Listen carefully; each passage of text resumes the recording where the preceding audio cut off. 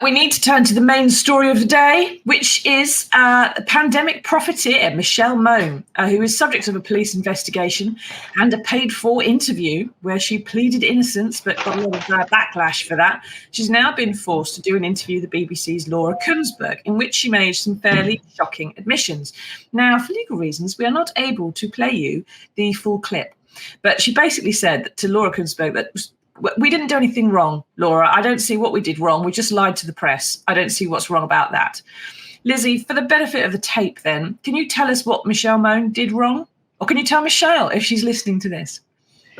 Yeah, it was, an absolutely extraordinary interview. The first time that Michelle Mone and her husband, Doug Barrowman, have spoken kind of publicly about this row. So, the basic background being that this is all about COVID contracts from 2020. So there's a firm called PPE Medpro that the Mirror and a number of other newspapers have been looking into for quite a long time now. And it won more than £200 million of contracts to deliver PPE to the NHS, government contracts to deliver PPE. And Michelle Mone and her husband have for a long time denied that they had any involvement in it, but have finally basically come clean and said Michelle Mone's husband, Doug Barrowman, led a consortium of firms behind PPE Medpro. So after a long time of denying that, saying they're not involved in any way, they finally came out and said, yeah, actually, we were involved. And Michelle Mone has said that, she did use her kind of contacts and her links with government. She's been a Conservative peer since 2015.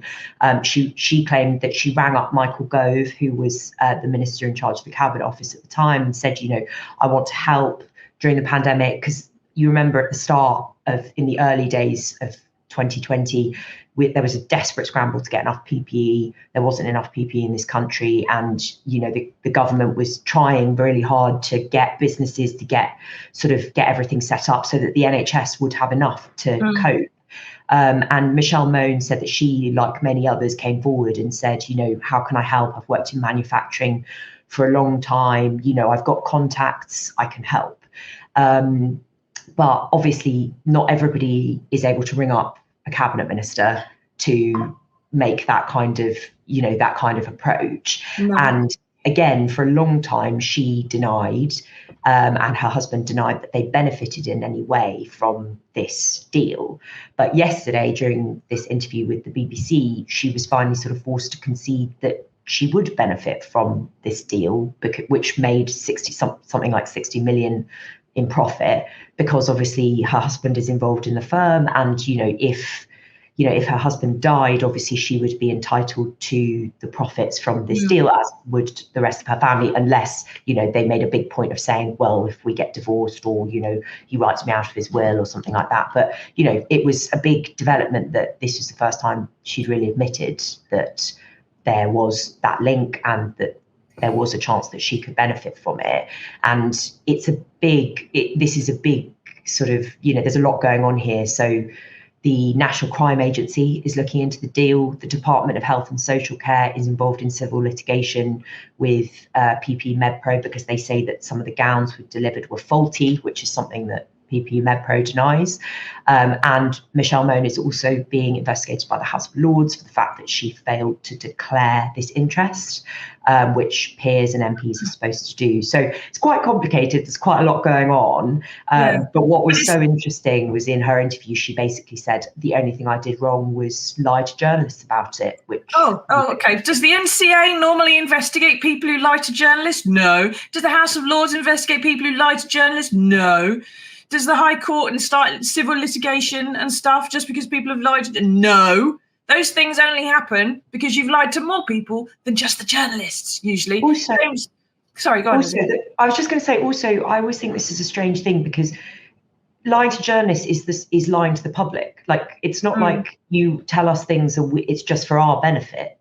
The journalists who've been working on this story for a really long time are doing it because there's a significant public interest in the contracts that were handed out during the pandemic, because it's taxpayers' money. And so it's not just lying to journalists, you're lying to the public if you're lying to journalists. Yes, exactly. James says, if lying to the press is to be condemned, then surely the press lying to the public should also be condemned. Yes, of course it should, James. Mike says, someone sending threatening lawyers' letters to press organisations containing lies should be subject to prosecution. Unfortunately, there doesn't seem to be a reverse libel law, because that's the other thing that Michelle Mone and her husband did. They didn't just deny the truth. They actually got their lawyers on to pressure the journalists to stop talking about it and to threaten them with legal action. Katrin says, I can't understand why the BBC did this when there's an ongoing investigation.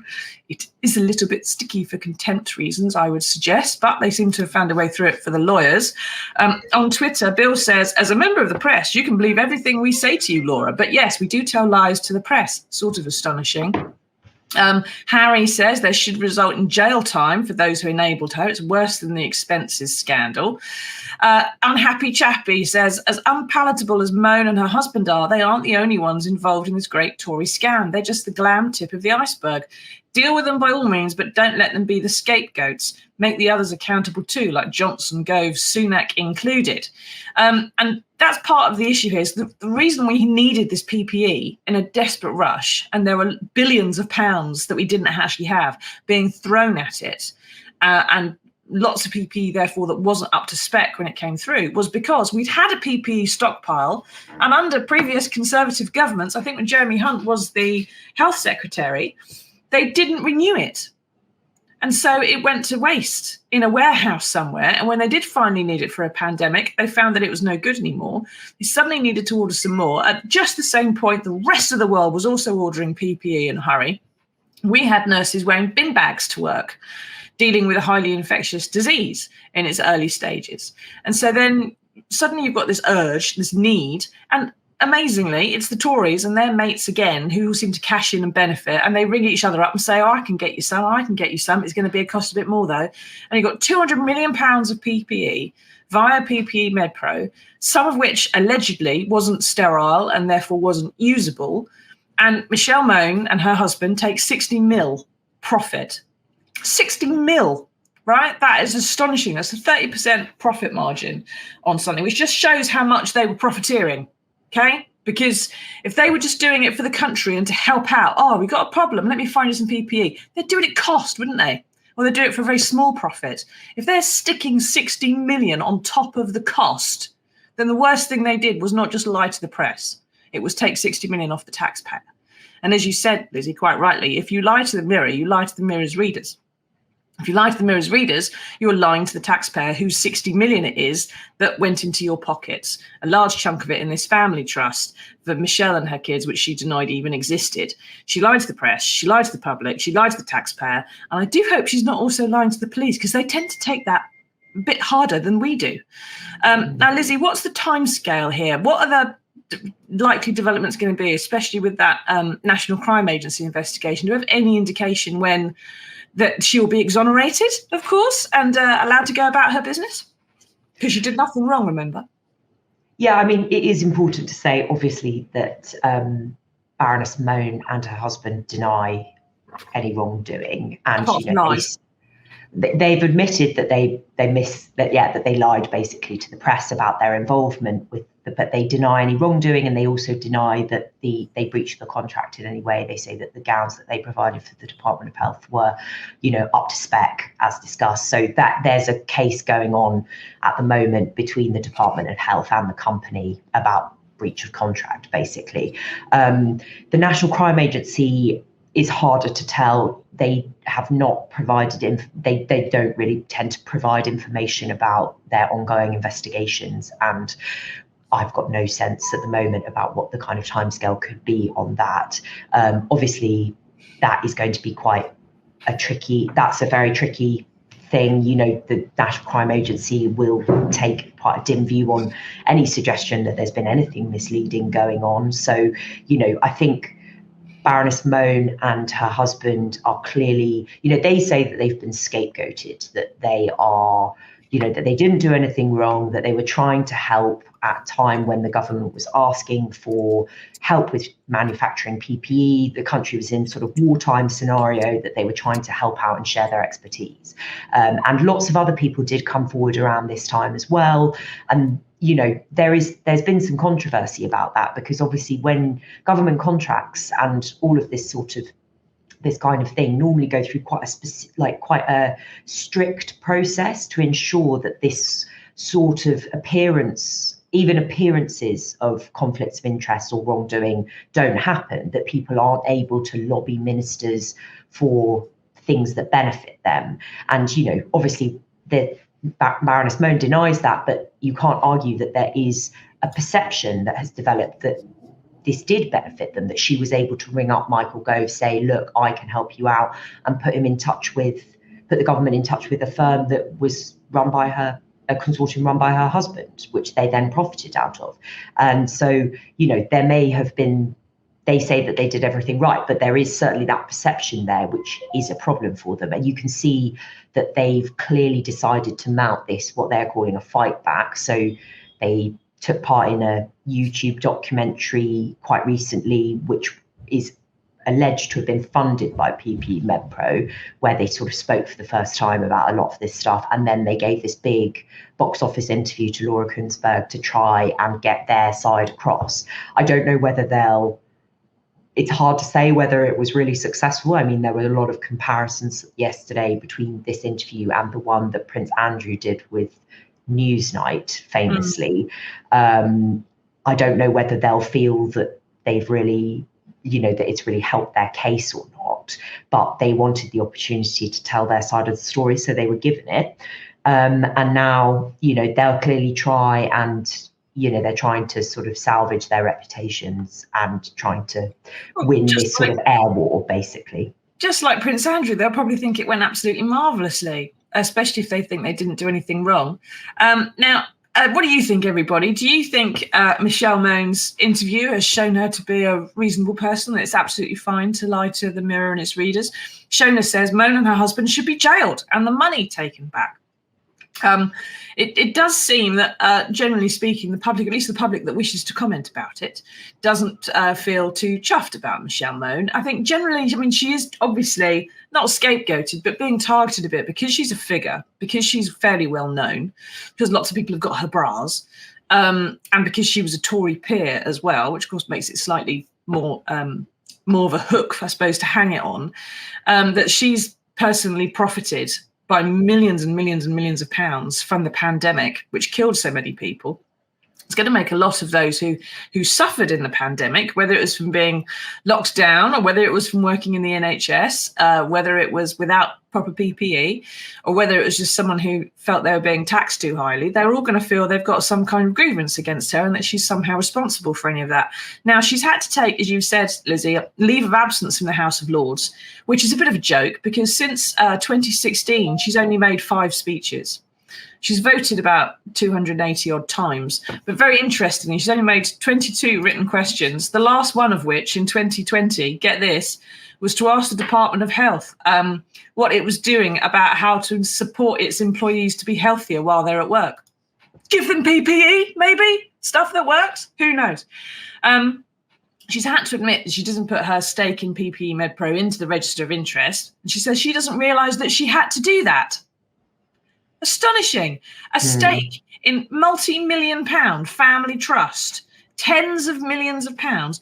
Who'll notice? What does that matter? What difference does it make to anybody, Lizzie? Why should a peer or anyone else in Parliament have to write down that they have an interest in millions and millions and millions of pounds somewhere piled up? What difference does that make? I think it's really important that people do that. And I think in this case specifically, it's another example of the fact that MPs and peers are also expected to declare the interests of their partners and their families. Like Rishi Sunak has come a cropper with this as well, because, you know, he got into hot water I think it was earlier in this year, God, time is flying, when he failed to declare that his wife, who had an interest in a childcare firm that benefited from the budget, and, you know, he should have declared that interest on his register, which he didn't. And, you know, all ministers and, you know, MPs are always required to sort of explain whether their husband works for some sort of like sugar firm or for the oil and gas industry or whatever, if it's relevant to what they're doing, because to avoid this sort of thing. So Baroness Mone, you know, their argument is that she didn't have a direct stake in the firm, that you know, it was her husband's, you know, was leading this consortium. She had nothing to do with it. It's well, his then why money, was she ringing up, flogging it? Why? If it's nothing to do with her. That's the point, you know, is that she says she didn't declare it because it's not her money, but the House of Lords, you know, would take pretty dim view on that, I think, because they'd be like, it's your husband's money, it's entirely relevant to this. Yeah, and if you get divorced, it'll be your money too. So yeah, exactly. So, you know, this is where I think they're really going to struggle here, because they've had to admit that they were involved, that the husband was involved, and she hasn't said in her interest that this was related to her, and she should have done, really. Yeah. Well, what do you think, everybody? Do you think Michelle Mone should have her title revoked? Do you think she should be out of the House of Lords? Or do you think someone with that kind of business experience, who has the ability to ring up a minister and say, do this, do that, maybe they're useful in public life? Maybe there is a benefit to it some way. If you can think of one, do please write it on the back of a postcard and let us know. Dennis says, how many teachers can you employ for 60 million? I don't know, but you can build about 6 schools. So there's probably quite a lot of teachers you could get for that too. She's also had to admit that, yes, her husband was involved in this firm. Yes, they profited. Yes, the cash is in a family trust.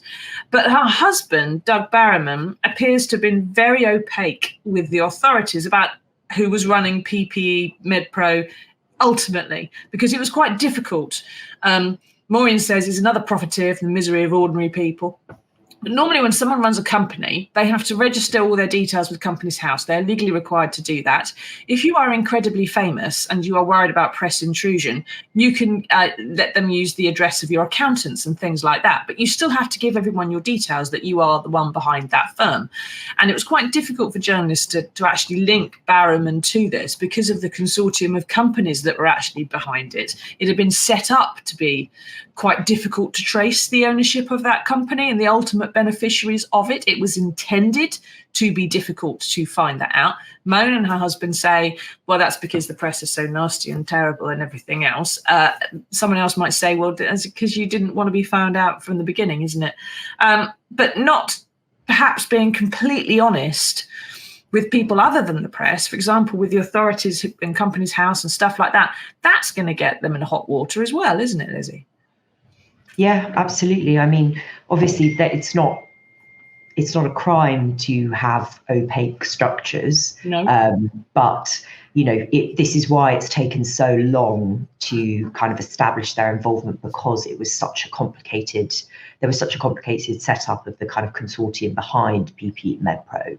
So, you know, I think that's also something they'll probably have to explain. There may be very legitimate reasons for it, but I think there's been a lot, you know, this has been something that has been rumbling for quite a long time now. And it does seem like we're finally starting to get some answers. So I suspect the National Crime Agency will be able to get all the answers it needs, and it will be much easier for them to ask questions than it has been for the media, who've been repeatedly stonewalled on this. Yes, and you can't say the only thing we did wrong was lie to the National Crime Agency, because that's not going to wash. No, and, you know, it's a crime to lie. Yes. So, yeah. So, you know, I think that's something that hopefully we'll get some more answers on. But they're in a tricky spot, because you've got this National Crime Agency, you've got the civil case against the Department of Health, and an investigation in the House of Lords. So, I mean, it's like it's everywhere they turn now. There are challenges everywhere. So, you know, hence the fact that I think they're coming out like this at this point, because clearly they're running out of options. Yeah. Well, we will have a lot of sympathy for Michelle Mone and her husband, I'm sure. Is there any way that if she is found to have done more wrong than we've already managed to prove that she's done, that she could be stripped of her title. She's not exactly an adornment to the House of Lords, it would appear. I mean, it is possible. It's quite unusual, but I think Jeffrey Archer's still in there, isn't he? Yeah, it has happened before. So, you know, I think if any of either the National Crime Agency investigation or the court case finds against her in some specific way, I think there probably would be an appetite in the Lords for that to happen, because other peers will think that it is damaging to the reputation of the House, and I think the government will probably take quite a dim view of it as well, considering the Department of Health is in court with this firm. Yeah, that's probably not great. But I would suggest that Evgeny Lebedev and Jeffrey Archer and a few other people probably aren't making the House of Lords look good either, and they still seem to be sat there. We have to wait and see, won't we, what pans out there.